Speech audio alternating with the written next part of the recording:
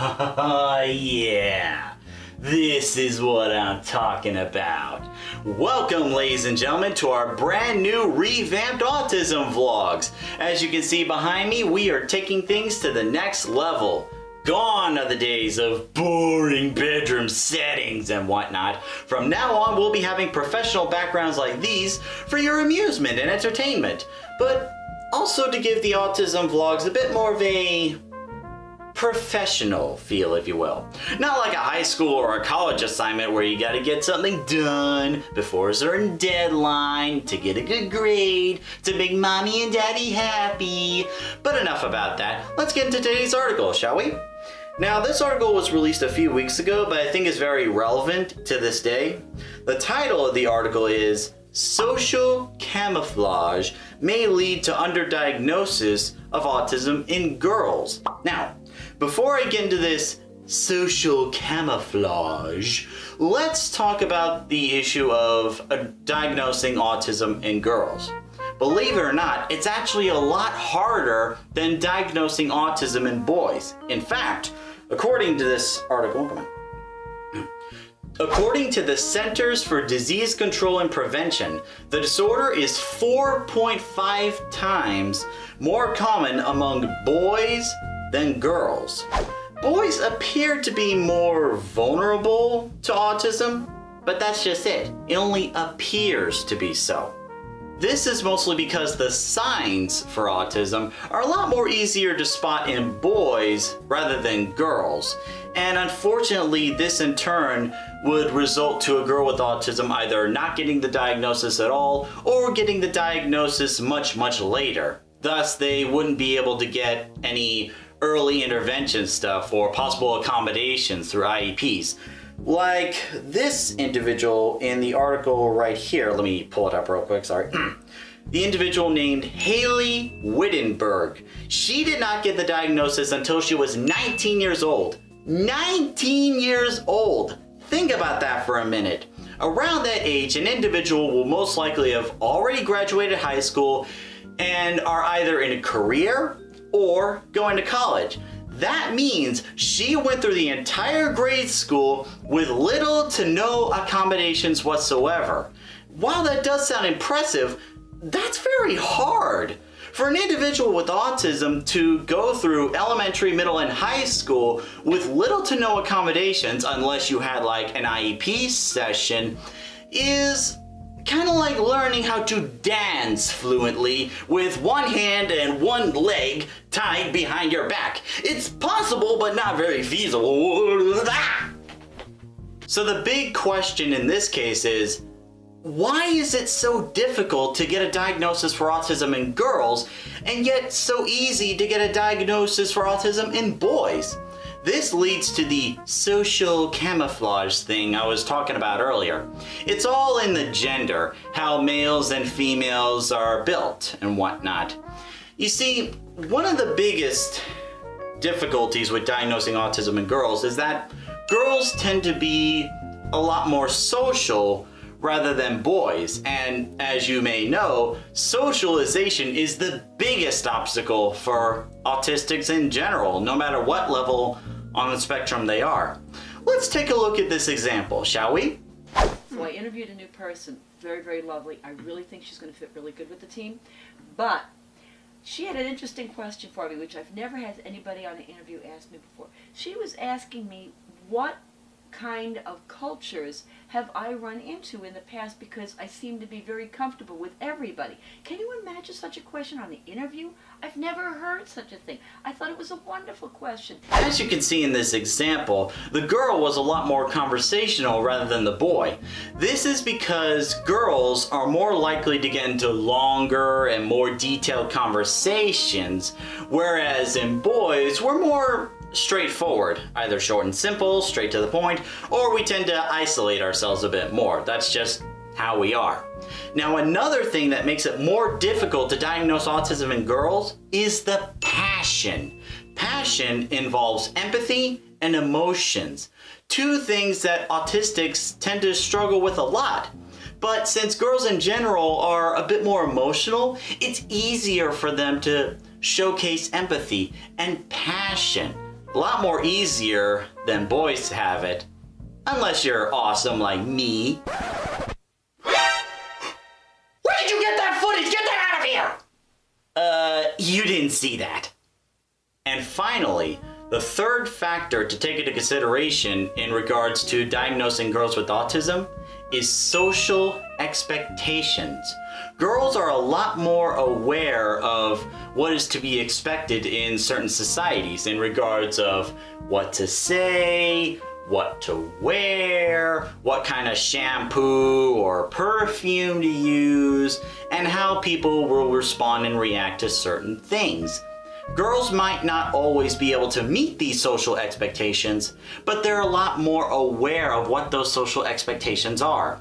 Whereas boys, it takes a lot longer for us to get used to the social expectations.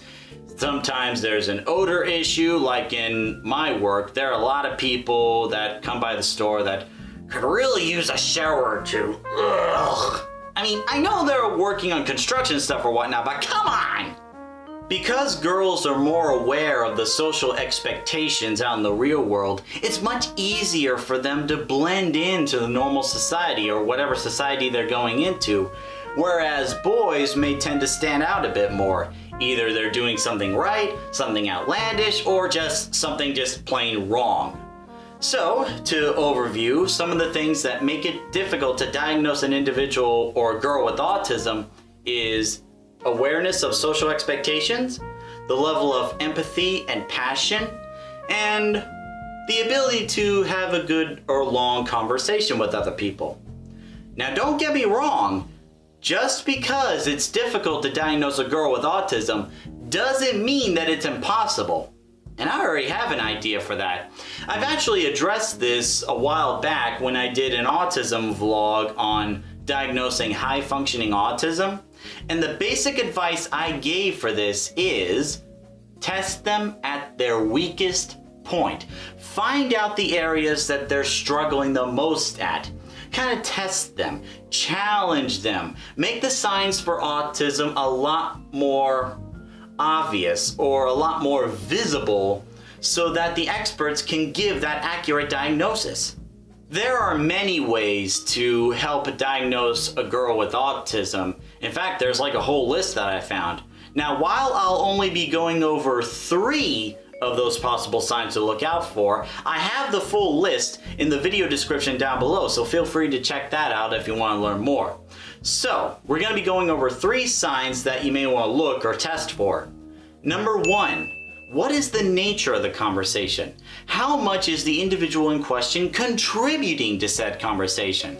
Are they getting into full details or just agreeing with whatever is or whoever's around them? Are they contributing their own opinions or just agreeing with everybody? Are they talking more or just as much as the other people? Or maybe just talking less, maybe taking a step back and watch the rest of the conversation unfold and then just jump in here and there and whatnot. So the level of interactivity with a conversation that the individual may be having could be a big sign in regards to whether or not that individual has autism. Or she could just be very shy, one of the two. The second sign to look out for is low frustration levels, how they show the frustrations.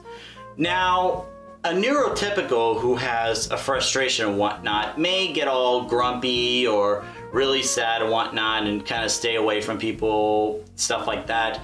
But whereas individuals with autism, they take it to a bigger extreme. They could either be bawling out in tears, getting really, really angry, or in many cases, just straight up having a meltdown and whatnot. That's another big sign for diagnosing an individual with autism. But let's try avoid getting them into a meltdown on purpose, shall we? For your own benefit. The third factor to take into consideration, and this is a bit more of a sad factor, the ability to make or keep friends. Whether you're a boy or a girl, one of the biggest obstacles for autism or individuals with autism is making friends. Whether it's how they're trying to blend in, if they're missing any social or verbal cues, or maybe not just finding the right people. It is very difficult for autistics to make strong and lasting friendships with other people. I can't tell you how many times I've heard the story where an autistic kid is having a birthday party and nobody showed up. Yes, that does happen. A lot, unfortunately.